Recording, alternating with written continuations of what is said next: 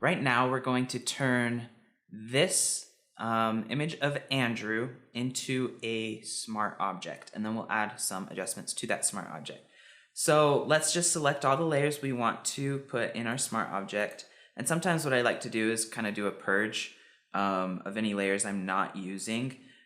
Looks like I'm using everything except for this one layer, but there are elements of hair in here that I still might want to pull from in the future as we add the final touches to this.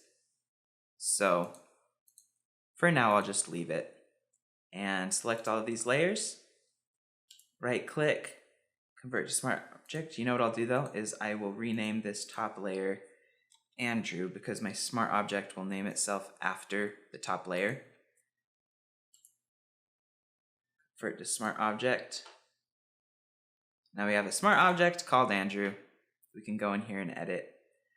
Now, there are some elements that I didn't mask out, I guess, from the original composition because the canvas ends here, but there are some elements that extend beyond that when we adjusted the framing of the pictures. So let's go through right now and find those and crop them to the correct size. So let's go here. Okay, it's this layer. So let's just go to a brush on this layer and paint out this.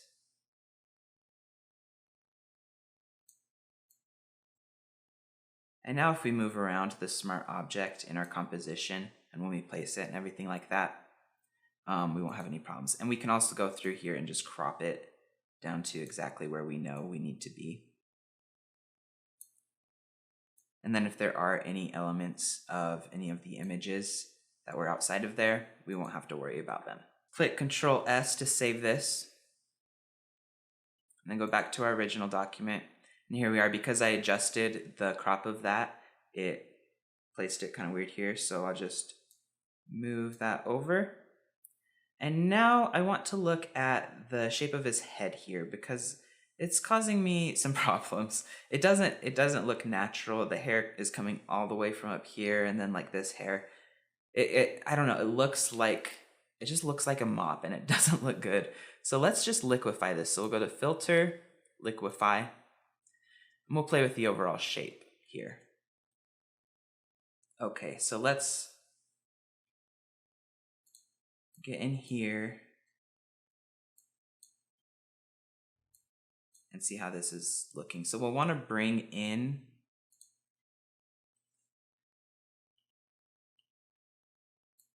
everything in general.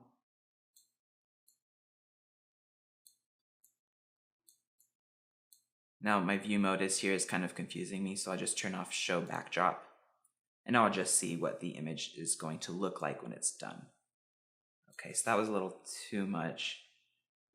I can turn down the pressure here so that it won't make as drastic of changes.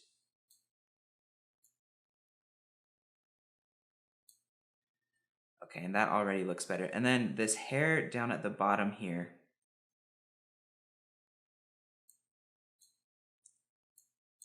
needs to come up more towards his head because it's supposed to be like being pressed on from the water beneath him, right? So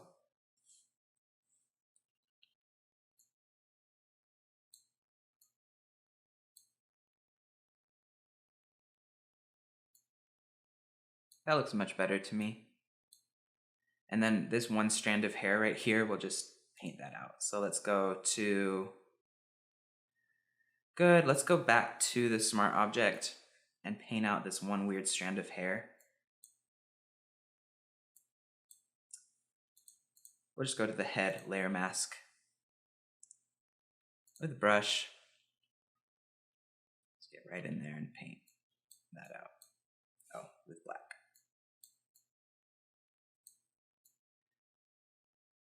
Awesome. I liked it before, but it doesn't make sense, like, physically why there would be a single strand out there when he's falling downwards and everything is supposed to be pushed up. So let's Control S to save that. Go back to our image, and now that's gone.